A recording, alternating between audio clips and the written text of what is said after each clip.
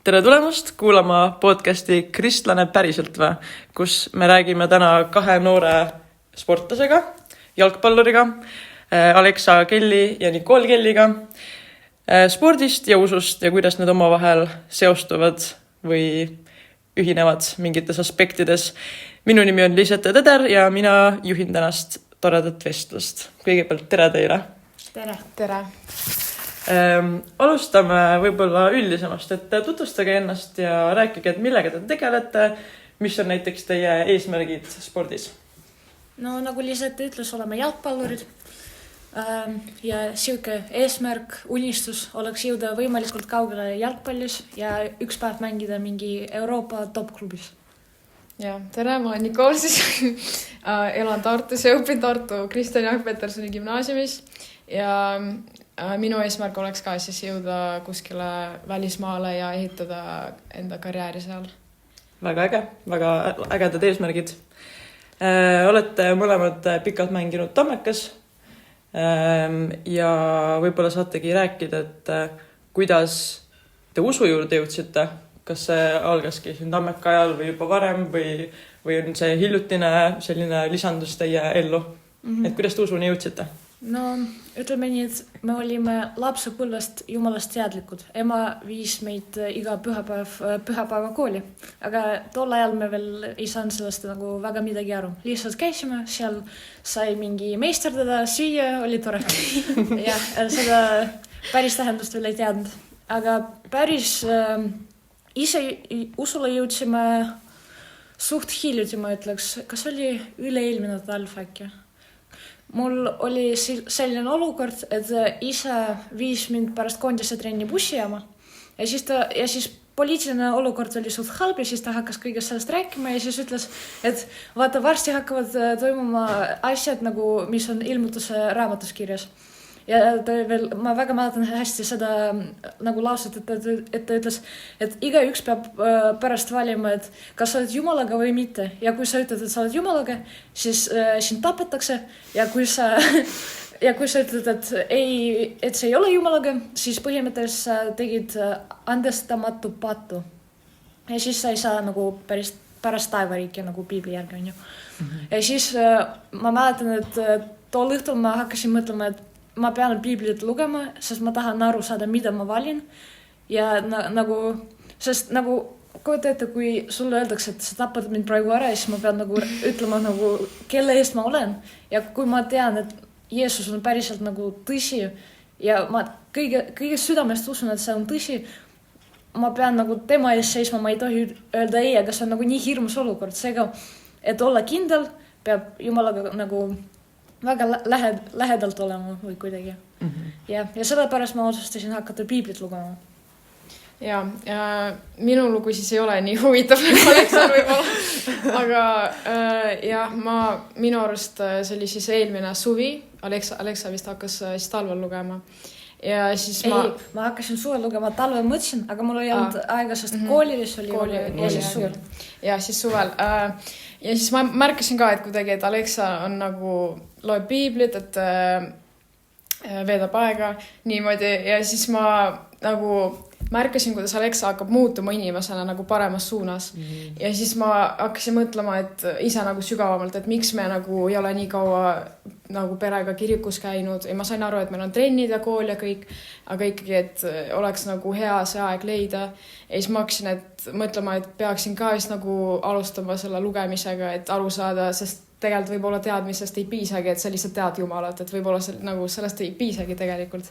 Et ma hakkasin ka lugema, ma sain päris palju teada nagu Jeesusest, tema tegudest, tema abilistest, et milline tegelikult peab nagu õige kristlane olema, et see ei ole lihtsalt see, et sa usud, jah, et ma usun ja ei tee midagi. Et see ei ole lihtsalt nagu sõnade järgi. Ja siis hakkasin lugema, siis tuli see küsimus ka, et emale, et miks me ei käi enam, et võiks see aeg leida. Siis hakkasimegi siis nii palju, kui jõuame käima kirikus pühapäeviti, kui nagu mängud ja treenid lubavad. Ja nii me jõudsimegi usule. Väga äge, väga huvitavad lood. Et ise olen ka kuulnud erinevaid lugusid ja mul endal on ka võib-olla, ma ütleks teistsugune võib-olla lugu, aga see on väga äge, et ongi erinevad viisid, kuidas jõutakse Jumala või Kristluse või kiriku juurde siis. Kui te võib-olla natuke avaksite seda poolt ka, et üks pool on siis näiteks piibli lugemine, mis on teie jaoks oluline, ma mõistan. Et mis on veel võib-olla asjad, mida te oma elus teete, mis väljendab seda, et te olete kristlased või kuidas te nagu nii-öelda usku praktiseerite või mis on usk teie ellu nagu juurde toonud, et mingid tegevused näiteks või ongi kirikus käimine näiteks? No alustame sellest, et usk nagu ei ole mingi religioossete reeglite nagu jälgimine nii-öelda. Ja seal on nagu omad reeglid, aga sa teed seda mitte sellepärast, et ma pean tegema, jah. No selles mõttes sa pead, aga sa teed seda nagu armastuse pärast. Ja kui praktilisest poolest rääkida, no mis me teeme? No piibli lugemine ja see on alati, aga nagu ma ei kujuta enda päeva ilma worship muusikata. Nagu lihtsalt igal pool, ma ei tea, teen endale hommikusööki, panen mingi ägedaid laule ja siis ise tantsin seal juures ja nagu see on kõige siuke mu lemmikasi, mida teha. Palvetamine muidugi ka, aga mis ma ise teen ka nagu päeva jooksul, päeva vältel ma räägin nagu Jumalaga, näiteks isegi sellistest lambistest asjadest hommikul näiteks mõtlen, Jumal, mida ma võiks täna teha, midagi kasulikku. Ja siis nagu ta isegi hoolib sellistest väikestest asjadest. Sa nagu võid talle isegi kõige su väiksema probleemi ette tuua ja ta aitab sind. Et jah, minu arust ka, et peale seda piibli lugemist on väga tähtis ise nagu, et sa suhtled Jumalaga, et igapäevaselt see nagu aitab seda lähedast suhet hoida ja et sa teed seda pidevalt. Ja see ka siis, et kuulame väga tihti muusikat koos, kui me mingi süüa teeme midagi. Et jah, ja siis jah.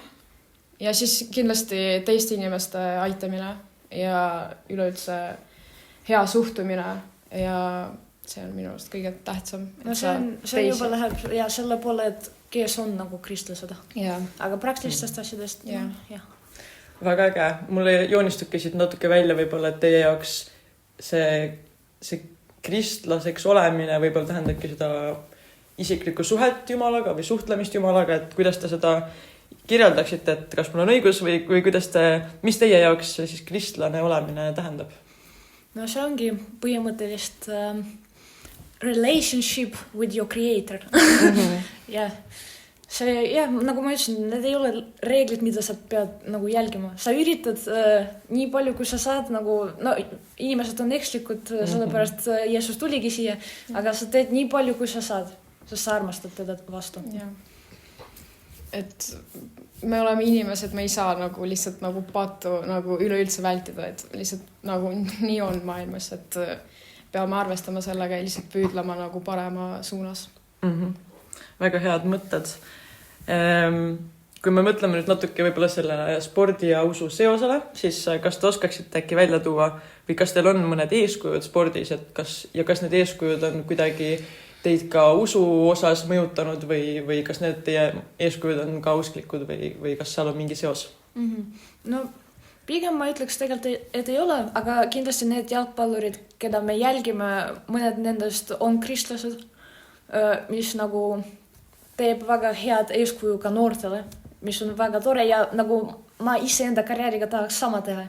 Et nagu oleks näha minu elust, kuidas ma käitun, mida ma teen, et kes see Jumal on ja et nagu kristlased on kuidagi moodi ikkagi erilised.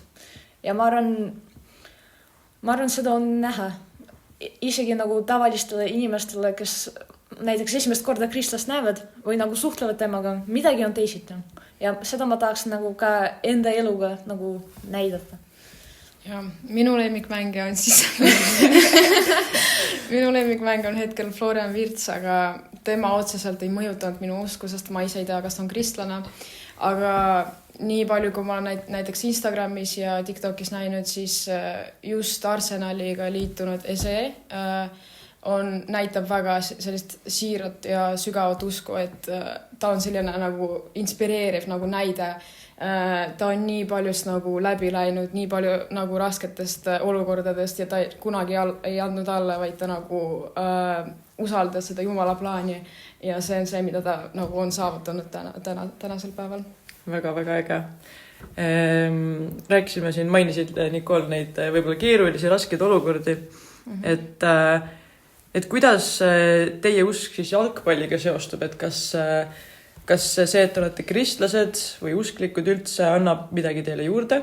Näiteks, ma ei tea, minu puhul ma võiks välja tuua, et rasketest olukordadest võib-olla mingis mõttes lihtsamini läbi tulemine, et sul on keegi, keda sa saad usaldada ja mingis mõttes sa võtad endalt selle pinge ära, et sa usaldad kedagi teist, võib-olla, kellel on suurem mõju su elule. Et kas te nõustate sellega või et kas on mingeid rutiine, mida te võib-olla teete jalgpalli sees enne mängu näiteks, mis on siis kristlusega seotud?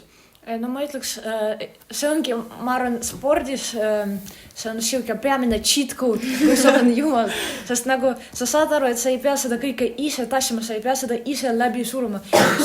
Sul on keegi, kelle peale sa loodad ja sa tead, et sa tuled sellest välja, sest jumal lubas, jumal ei lubanud, et tuleb lihtne elu, aga ta lubas, et ta on kogu aeg sinuga ja sa saad hakkama tänu talle. Ja see lihtsalt, näiteks mul on see hooaeg oli olnud kohutavalt raske, eriti alguses, lõpus oli juba hästi, sest jumal surus mind läbi. Aga too hetk, ma mäletan, me sinuga rääkisime ka veel, et ma ütlesin, et kui mul ei oleks jumal, ma ei tea, kuidas ma oleks praegu olnud. Ja pärast seda hooaega ma lihtsalt näen, millest ma tulin läbi ja kui ei oleks jumalat, ma ei tea, ma arvan, ma lõpetaks jalgpalliga. Ma ütleks Teder mainiski, et just rasked olukorrad ja näiteks kaotused, mida meil on see hooaeg väga palju olnud, et ma ei võta kaotust võib-olla, ma ei pea meeles, ma ei võta nii tõsiselt seda võib-olla nüüd, sest ma tean, et jumal on juba võitnud, ütleme nii, enda suremisega ja enda meie eest. Ta on juba võitnud ja see kõik, mis meil siin maailmas on, see ei ole igavesti. Ehk siis võib-olla need kaotused lähevad mul natukene lihtsamini läbi ja võib-olla need ebaõnnestumised ka, et ma proovin lihtsalt järgmine olukord kogu aeg lihtsalt enda parima anda. Et see, mis juhtus, see juba oli ja ma proovin lihtsalt paremini järgmine kord kogu aeg teha. Et jah. Väga, väga äge. Ma arvan, et minu puhul on ka üsna sarnased asjaolud, mis te välja tõite, mis on mind ka toetanud. Võib-olla kui minna natukene sellise suurema, laiema teema juurde, üldse kristluse juurde võib-olla Eestis ja võib-olla ka Eesti siis sportlaste või sportlaskonna seas, et kuidas teie seda olukorda näete, et kas teie arvates Eesti sportlased või üldse ühiskond on pigem usuleige, et on vähe kristlasi või siis on see pigem müüt? See sõltub enda ümbruskonnast. Võib-olla meil on palju inimesi, keda me teame, et on kristlased, aga surmad Eesti pilti ma ei tea. Tundub vähemalt mulle, et pigem, isegi kui vaadata meie naiste meistriliigat näiteks jalgpallis on ju, siis mulle tundub, et pigem ei ole. Aga kuna mul on ümbruskonnas kristlasi, siis samas minu jaoks on neid ka. Aga kui vaadata ikkagi isegi inimesi, keda võib-olla ma ei tunne, aga ma tean lihtsalt neid, siis ma ütleks, et pigem mitte. Et kas eestlased on usuleiged? Ma ütleks võib-olla, et igas rahvuses on inimesi, kes mõnel põhjusel ei taha uskuda või ei tea või on lihtsalt keskel, et ei taha valida seda või seda. Et ma olen näinud ka Eestis eestlasi, kes väga sügavalt on usus ja usuvad ja väga tõsiselt suhtuvad sellesse, et ma tean, mina arvan, et see ei sõltu rahvusest, et eestlased on või ei ole. Ma arvan, et igas rahvuses on inimesi, kes usuvad või kes ei usu. Aleksa siin mainis ka juba veidike enda ümbruskonda sportlaste mõttes, et kas te tunnete kuidagi või milline on selline reaktsioon võib-olla teiste sportlaste või jalgpallurite poolt, kui saadakse teada, et teie olete kristlased? On olnud selliseid reaktsioone, et päriselt ja hakkavad veits naljaga küsima, aga miks? Kas see ajaloolised asjad ja see piibel ei lähe endale vastu või midagi sellist naljaga. Mõned lihtsalt teevad nalja, mõned lihtsalt ignoreerivad, aga päris sellist, et oi kui äge, seda veel minu arust ei olnud, pigem ignoreeritakse. Mul siis koondises näiteks on see, et minuga aja veetmisel siis inimesed proovivad halbu sõnu mitte kasutada, siis küsivad ka kindlasti, et mõningaid küsimusi, mille peale ma tihti ise ka vastust ei tea, ütlen ausalt, aga ma püüan selle poole siis. Et ma ütleks, et pigem okeilt nagu seda, ja võib-olla naljaga midagi võidakse küsida, aga muidu ei ole sellist nagu halba suhtumist. Ja nagu kurjust ei ole. Kurjust ei ole. Okei, et võib-olla pigem lihtsalt, et ei teata nii palju sellest või et küsitakse huviga, et mis see on täpsemalt või mis see sinu jaoks tähendab. Või... Jah, arutelusid on ka tekkinud sellel teemal. Et... Aga väga hea on kuulda, et sellist negatiivset nägemust või negatiivset vastukaja pole pidanud tundma, et see on väga hea. No ükskord pidin mängus sees, aga no ma ei hakka juba, aga see oli ainuke üks. Okei. Aga võib-olla kui jällegi tagasi pöörduda selle juurde, mis teie enda jaoks kristlus tähendab või kristlane olemine, et siis kui te peaksite välja tooma mingi asja, mis võiks selles mõttes kõige keerulisem olla kristlaseks olemise juures, et kas te oskaksite midagi välja tuua? No, mul on vahepeal tunne, et kristlaste elu võib olla isegi veel raskem kui inimeste elu, kes on sellest maailmast nii-öelda. Sest nagu tavaliselt inimesed ei tea, mis toimub nagu selles vaimses maailmas, vaimses riigis või kuidagi öelda. Need tegelikult, ma ei tea, kuidas eesti keeles, aga see sõna on nagu temptations. Nagu ahvatlused võib-olla. Näiteks isegi kui võtta seda, kui sul midagi nagu, mis sulle väga meeldib on ju, ja sa ei taha sellest nagu lahti saada, aga sa tead, et see ei ole sulle hea. No näiteks telefon. Siis nagu väga raske on ennast nagu ületada ja nagu panna seda kõrvale või näiteks pastuda sellest. Ja selliseid asju maailmas on väga palju ja kellel millega on probleeme nagu. Ja vahepeal tuleb selline tung nagu tahaks, aga sa tead, et see ei ole õige. Ma arvan, see on siuke, mitte isegi sportlaste, vaid lihtsalt kristlaste elus, ma arvan, kõige siuke raskem asi. Ja mina ütleks siis võib-olla, et need hetked, kui sa ei saa aru, miks näiteks sinuga see juhtus või nagu miks see üldse pidi juhtuma, et kas ma üldse väärisin seda, miks see pidi minuga juhtuma näiteks või mingi lihtsalt halb, raske olukord. Et ma arvan, et sellistes olukordades on väga tähtis püsida ikkagi usus ja usaldada, et tegelikult kõik juhtub põhjusega ja tegelikult ees on väga palju head veel ootamas sind. Ja ma väga nõustun sellega ja ma ise arvan ka, et nagu teie jutus ka on tegelikult läbi kumanud, et tegelikult see, et sa oled usklik või oled kristlane, et sa saad usaldada Jumalat, see tegelikult paljudes olukordades annab selle mingi edge'i sulle või sellise eelise võib-olla teiste ees, et isegi kui need raskused, mida kristlased läbivad, on elus võib-olla samad, mis nii-öelda siis mitteusklikel, et siis et kristlasena sul on justkui veidike lihtsam võib-olla sellest üle saada või läbi saada, et sul on keegi veel, et sa ei pea tundma ennast selles üksi võib-olla. Täiesti nõust. Jah. Aga mis positiivse poole pealt, mis on kõige parem kristlaseks olemise juures?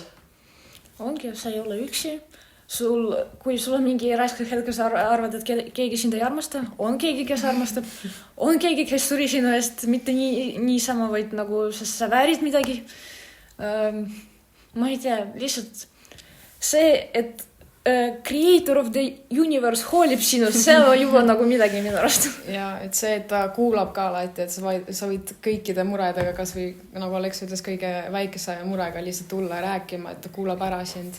Ja ka see võib olla, et me oleme lihtsalt Jumala lapsed, me saame järgida teda ja me saame õppida temalt. Et see on väga tähtis. Siia lõppu võib-olla enne kui täitsa viimase asja juurde läheks, siis tahaks küsida selle piibli lugemise kohta, et mina tegelikult ei ole väga palju kuulnud, et noorte seas just seda piibli lugemist nii-öelda väga palju tehakse, et pean tunnistama, et ka ise pole tervet piiblit läbi lugenud, et alustasin sealt algusest, aga siis kui neid sugupuid järjest oli, siis natukene see motivatsioon kadus ära. Et võib-olla kui teil on mõni soovitus, et kuidas võib-olla alustada piibli lugemisega või mingid soovitused selle ajal, et kas teid on aidanud või teie kogemuses on töötanud? No ega me ka tegelikult tervet piiblit pole veel läbi lugenud. Selles mõttes see Vana Testament on kõige siuke võib-olla raske, selles mõttes see on igav. see on jah. jah, aga nagu see Uus Testament on siuke, kus nagu sa saad teada, kes Jeesus on, miks ta tuli, kuidas ta elas, mida ta tegi ja see on minu isegi, ma tean, et sulle meeldib ajalugu, mulle meeldib ka ja nagu ajaloolise nagu point of view ka nagu väga nagu huvitav isegi lugeda. Aga lihtsalt peab alustama mingitest raamatutest, kuidas mina alustasin, ma panin TikToki, et millest alustada. Ma ei tea, miks ma seda tegin TikTokis, mitte Google'is näiteks, aga see selleks. Ja seal ta pani mulle näiteks mõned, kes juba nagu lugesid, postitasid mingeid videod, et kui sa ei tea, kust alustada, siis alusta nendest ja seal oli nagu raamatud järjest, millest alustada. Ja siis ma nii läksingi. Ja nüüd ma lihtsalt valin, mida ma tahaks kõige rohkem lugeda. Jah, et Uues Testamendis saad selle põhi nagu lugu väga täpselt nagu sellise ülevaate saad ja sa saad üleüldse evangeeliumi täiesti nagu ära lugeda sealt, et ma alustasin ka ise Uues Testamendis, natukene olen küll Vanas Testamendis ka lugenud ja ma alustasin ka nagu sina tegelikult Vanas Testamendis ja ma sain aru, et see ei olnud väga parem mõte. Aga jah, et kindlasti kui ma selle ära loen, siis tahaks ikkagi Vana Testamenti ka nagu läbi vaadata. Ma ei taha teid siin nüüd panna niimoodi on the spot, aga kas teil on võib-olla mingi kindel raamat või selline koht, mis on teie lemmik siiamaani või millest võiks alustada teie arvates? No on tegelikult nagu palju lemmikuid, nagu igas raamatus on midagi reaalselt, mis nagu torkab nagu. Aga mina ise alustasin Matteuse raamatuga ja minu arust see on siuke, no kõige lihtsam nagu ja kõige nagu siuke väga hästi kannab üle seda nagu, mis seal toimus. Ja väga arusaadav. Mulle meeldivad ka need Pauluse kirjad, kas Filiplastele või lihtsalt sa võid nagu kõige esimese kirja alustada sellega, et ta ka nagu ta kirjutab seal rahvastele ja ta kirjutab nagu annab soovitusi, et kuidas peab usus püsima ja nagu väga sügav ja ilus mõte on seal sees. Väga hea, et siit kuulajad kindlasti saavad mingi hea soovitus, et kes tunneb, et see Vana Testament on temale võib-olla siis komistuskiviks jäänud, et siis ei ole hullu, et saan samastuda ja loodan, et siit keegi vähemalt võib-olla, kes kuulab, leiab endale mingi toreda koha, kust alustada piibli lugemist. Aga jah, täitsa lõpetuseks, esiteks väga-väga äge vestlus on teiega siin olnud ja väga sisukas. Kas on mõni mõte võib-olla, mida te tahaksite siia lõppu lisada? Näiteks meie kuulajatele või üldse kristlastele, et mis võib-olla teie jaoks on oluline olnud teie teekonnal või selline üldine võib-olla mingi mõte? No mul on tunne, et mu elu mõte praegu on selline. Mul oli nii palju raskeid olukordi. Ma tahaks öelda, et kui teil tuleb elus midagi ette ja te ei saa aru, miks see toimub või on väga-väga raske, ma ei tea, te nutate iga päev või ma ei tea, mida veel. Lihtsalt teage, et see ei ole niisama ja see teeb teid väga tugevamaks, nagu selles mõttes te tulete Jumalale nii lähedale isegi seda märkamata, sest te õpite teda usaldama. Ja pärast seda, kui see raske hooaeg saab läbi, siis sa saad aru, kui lähedaseks sa oled muutunud Jumalaga ja kui palju lihtsam on nüüd järgmistes asjades teda usaldada. Mina ütleks võib-olla sellise väga lühikese ja lihtsa mõtte, et Jumal alati ootab teid, et isegi täna ei ole hilja pöörduda, et ta on alati olemas ja ootab teid. Väga hästi. Nende väga positiivsete mõtetega ma arvan, et saamegi tänasele toredale vestlusele joone alla tõmmata ja mina saan omalt poolt soovida teile tugevat usku ja toredat teekonda koos Jumalaga. Ja mul on väga hea meel, et te olete nii noorena juba leidnud enda jaoks selle usu ja selle siis, nagu Aleksei ütles, ka võib-olla elu mõtte mingis mõttes. Et just, et soovime kuulajatele kõike head ja kohtume juba järgmistes podcastides. Head aega! Head aega! Head aega!